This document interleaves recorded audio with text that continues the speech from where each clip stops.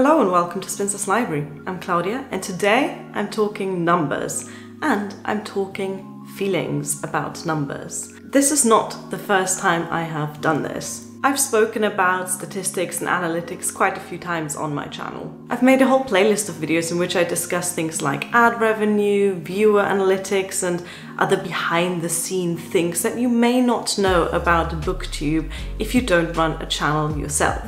That playlist is linked in the description box if you're interested. What I haven't discussed before is the impact of all of those numbers on myself and other booktubers. This is a sensitive and personal topic, so before I get into it, I ask you to please be kind in the comments. And I also want to make it clear that at no point in this video am I asking for advice. I know most of you are lovely people who want to give me advice, but let me reassure you that if I want advice, I will ask for it, and this is not one of those occasions. You probably know that YouTube creators have access to some statistics about our videos that you, the audience, don't see. And unfortunately, we don't talk about these statistics much. I'm not arrogant enough to assume that everyone is in any way interested in the performance of my own channel, but I think it's useful for you to see how exactly YouTube chooses to communicate that information to me. So for this, let me get to the computer so I can show you some screenshots of what my channel looks like behind the scenes. This is the first thing I see when I log into my YouTube Studio page. This is the dashboard, the overview of what YouTube thinks I want to know first thing. I should note that this is not at all customizable. All of these elements were picked by YouTube and placed exactly there. The most important thing that YouTube wants to tell me is how my latest video did.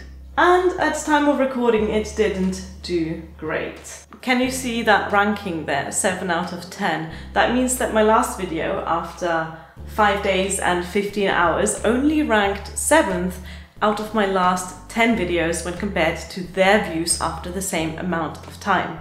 In the same section, it tells me that fewer people watched that video than they do on average, hence the downward arrow of disappointment next to the view number, and that they watched my video for less time than usual. That's the downward arrow next to the average view duration. The impression click-through rate is the amount of people who clicked on a video after seeing the thumbnail, and that is within my average, so I get a green tick for that. How lovely. Let's go back to the channel dashboard. Right next to the performance stats for my latest video, YouTube tells me how my channel overall is doing. I gained some subscribers in the last 28 days, so that's nice. If you are one of those 278 people, hello and welcome to Spinster's Library. I promise not all of my videos are this gloomy. Right below that happy news is my channel summary. Again, there is the grey arrow of disappointment. My views were not as good as usual. My watch time was not as good as usual. My income, for some reason YouTube is a bit coy about comparing that. And below that, my 3 most watched videos in the last 48 hours, 2 of which are not about books at all. So that was a brief overview of what the dashboard tells me. I just want to draw your attention to the bit right at the bottom where it says recent subscribers, because that section is misleading. Those 3 subscribers are not my most recent subscribers of the last 90 days, but rather the 3 with the largest subscriber count themselves who have subscribed to me in the last 90 days, because those, according to YouTube, are the most important ones that I should know about. Let me briefly show you what my analytics page looks like. This is an overview over my channel analytics, and again, you can see here what YouTube thinks is the most important thing for me to know. In big letters across the top, it tells me your channel got 22,516 views in the last 28 days. That's great. That's so many people. It's like a whole small town worth of people. Wow. And then just underneath, your channel usually gets 26,900 to 34,700 views though. Oh. Look at the graph right there. The grey arrow of disappointment shows me that I didn't get as many views as usual. People didn't watch as long as usual. I didn't even get as many new subscribers as usual. 12 less than usual, which by the way, YouTube should be fewer, not less. And at the bottom of that page, YouTube wants to be helpful and tell me why views are lower than usual. Viewers watched less often from recommendations and subscribers watched my videos less than usual. I am not saying this and showing you this to solicit pity. Some of you will be watching this and think, how dare she complain about 22,516 views and 278 new subscribers? And I'm not complaining about the numbers at all. I'm quite happy with my channel right now. I like the videos that I'm making. I'm currently playing around with editing a lot more since I'm sharing a new fancy computer with my husband that can actually handle video editing software. I'm even loving the comments section. It has been suspiciously positive lately. It's been a while since I got a proper hate comment on this channel. My second channel, by the way, is a whole other story altogether, but let's not go there right now. I'm enjoying myself on BookTube right now. But YouTube is trying really hard to ruin that by telling me constantly on these pages that my channel isn't performing like it usually does. I'm under no illusion here, YouTube exists to make money. The ads you're seeing on this video and others, half of the money from that goes straight to Google. I'm not surprised that they want to spurn you on to make better performing videos, because the longer you and I sit here and watch YouTube, the more money they make. Capitalism. But even though I am happy with how things are going on my channel, seeing these numbers every day does have an effect on me. How can it not? And I have not seen anyone talk about this. Is it just me?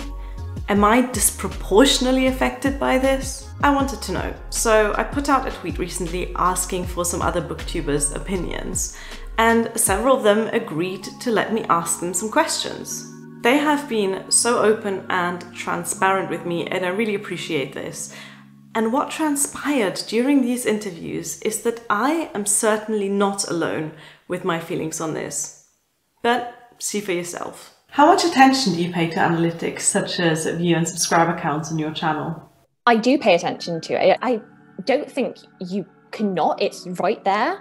If I'm posting a video, then pretty much within that half hour, I am checking things.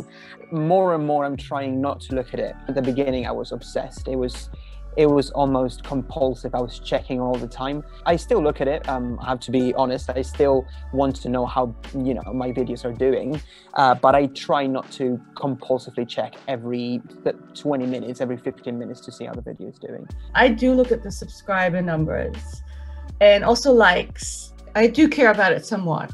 And even though I try to be cool about it or not worry, but beyond subscriber count and actually likes kind of affect me, even though it really just is a click. Beyond those two, no. I would say like moderate attention. I generally try to post on Mondays. So I'm usually kind of watching like Monday, Tuesday as to how that particular video is doing. And then a couple times a month, I'll go through like YouTube Studio and look through the rest of my videos and just see kind of how they're doing. I check at least twice a day every time I upload a video. And that'll last usually about a week, and then I'll be like, you know what, I can probably stop for a bit and we'll give my mind some time to rest. So a lot. I used to pay a lot of attention to this, and I think that all comes with the nerves of being a new creator. Now I'm approaching 10,000. I don't really pay too much attention to it anymore. With my channel, I'll take extended periods off. Like I won't film anything for weeks at a time, and then I'll come back and I'll drop a whole bunch of stuff. So of course I do see more views and I notice more views when I come back and I put a lot of stuff back to back to back. So I started booktubing 7 years ago.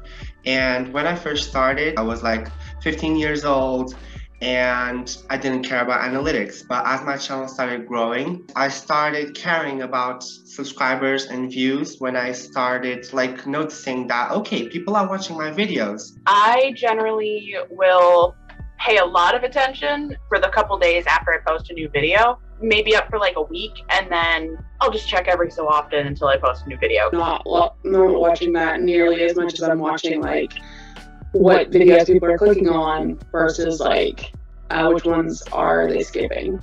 I actually care more about views than I do subscribers. I try to limit myself to twice a week at most. That doesn't always happen. But I do try to avoid the be like every day looking at where I'm at, what's going on. How does it affect you when you look at those numbers? I guess it just depends on how well the video does. When you go into like YouTube Studio, it usually gives you like green text or like it just is grey. So if it's green, I'm like, oh great, you know, a little confidence boost for the day. If it's grey, I'm kind of like, wow, why am I doing this still? It depends. If I get views, that's nice. I get really excited about comments. Comments are my favorite. It gives me a good feeling like my opinion, like it matters, or that people care what I have to say. So that's exciting. Honestly, it doesn't bother me. I do my channel because I love it. Seeing growth is always rewarding, but it's okay if like it's not what I expected, if that makes sense. It's all about expectations, I guess. So when I have a video that I really care about and I really think, oh, this is a funny video, I think it's going to do well, and then it's 10 out of 10 or the worst performing of your last 10 videos, that is when it hits me that I really shouldn't be looking at this. I should be uploading and then not looking at the analytics. I like to think I generally try to like internalize the positive feelings more so than the negative. I look at it more as like an extension of myself rather than like as me as a human. And I feel like you have to do that whenever you are putting yourself on a platform. It does affect me, however much I try and not let it affect me too much. And when you get a big bump up, you do notice, and it's kind of a good feeling. I notice, because I am checking, I do notice when something happens up or down. When I started getting like more than 100 views per video, if you have a video that you have less than 100 views, that is a bad video, you know? But like in my head, in the back of my head, I know that doesn't mean nothing. I don't pay too much attention to it and I don't take it to heart. Also, YouTube will drive you absolutely bonkers if you pay too close attention to it, because they're always deleting dead accounts. So I try to stay away from watching those things too closely. On BookTube, are there certain types of videos that get more views than others in your experience? Book hauls and recommendations, like that's a lot of what has performed for me. I would say book hauls. Now I think what's in trend is reading vlogs. The hauls and like collection videos.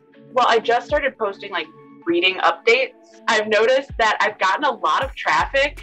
So I'm like, oh, this seems to be pulling in people. Anything negative? You know, we say, oh, don't do negative content. Boy, if you do a negative video and it's about something popular, yeah, you're gonna get some mean comments, but you're gonna get like triple your views somehow, and you go, I don't know where these people came from.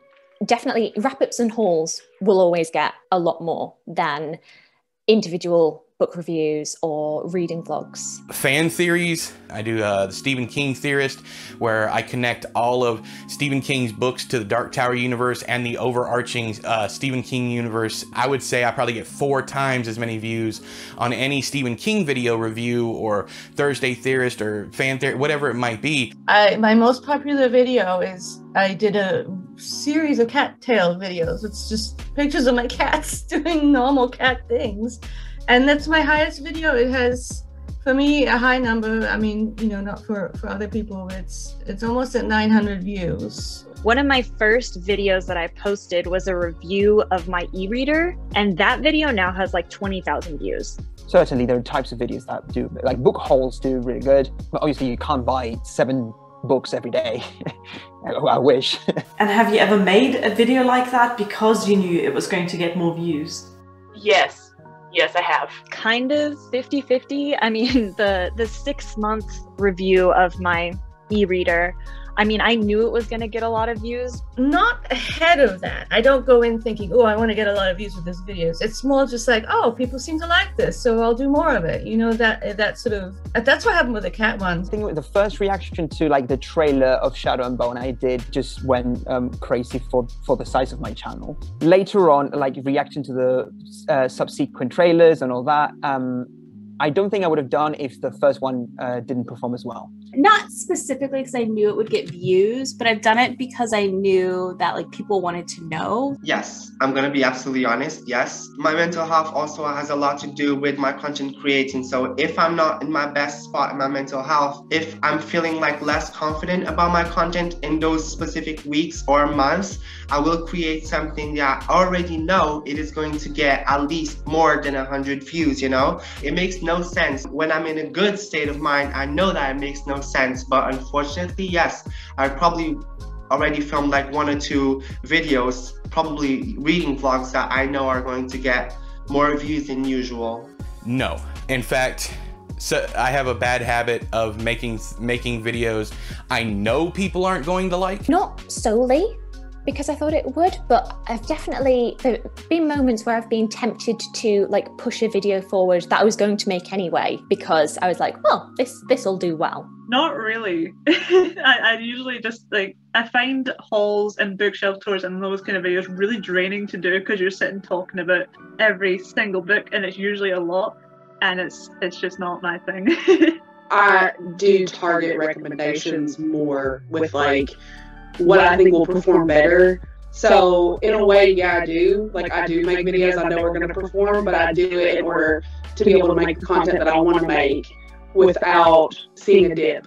And finally, what do you want viewers to know that they maybe don't know about the behind the scenes of BookTube? Editing takes so much longer than you think it's going to.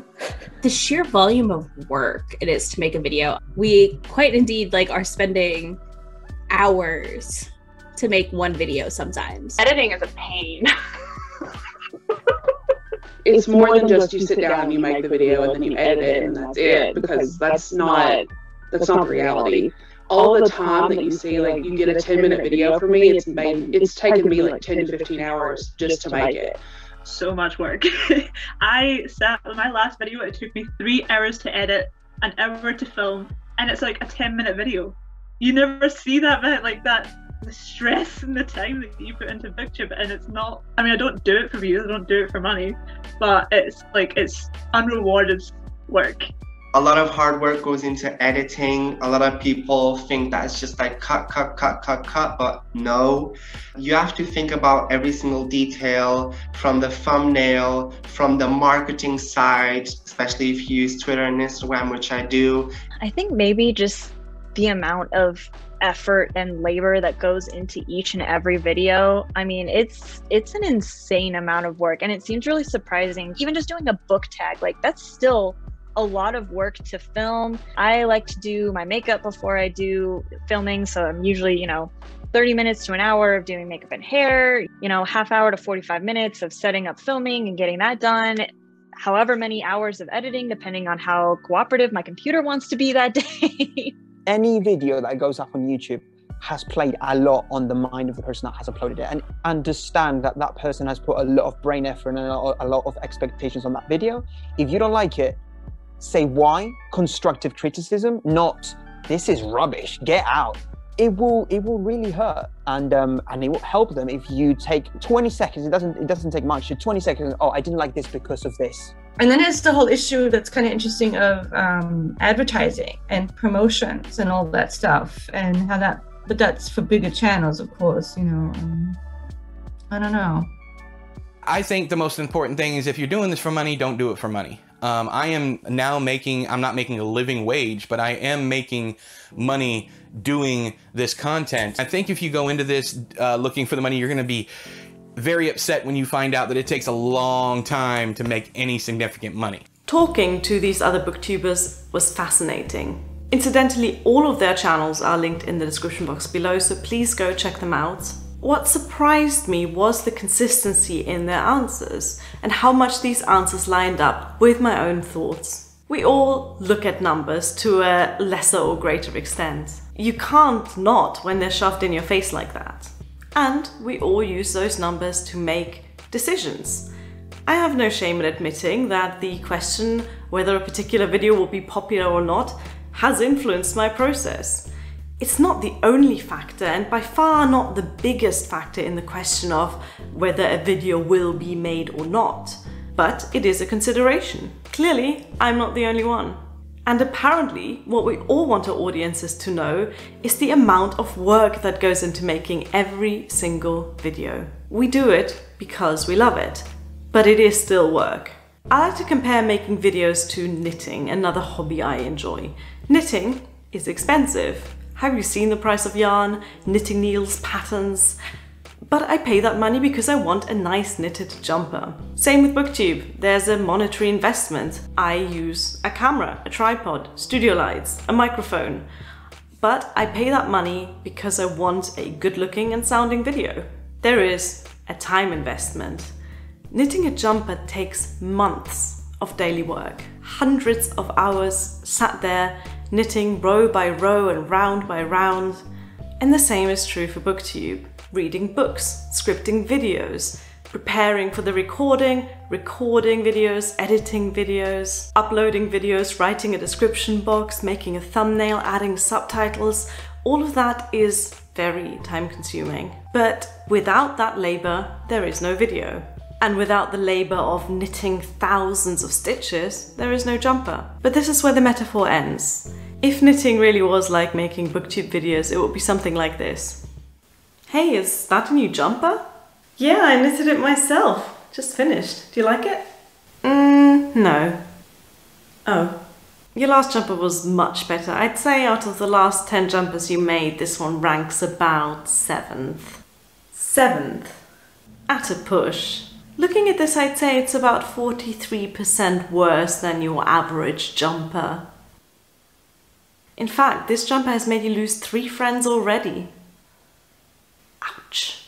Yeah, I'd take that off if I were you. Is wool recyclable? You get the idea. BookTube, unlike jumpers, is a hobby, a platform, a community, whatever you want to call it, that doesn't function without other people. Sure, I could just be reviewing books in my private diary, but I don't. I put my opinion out there for others, and therefore my enjoyment of this hobby is, to a small degree, but also inherently dependent on others. That's just how social media works. And it's up to us, the individuals, to be aware of this and to decide how we want to handle those numbers. We can't change the system. YouTube is what it is. But I think that a bit of awareness and transparency, both among BookTube creators and BookTube audiences, can only be a good thing. So let's not be shy about this and let's keep the conversation going. Thank you for watching. Bye!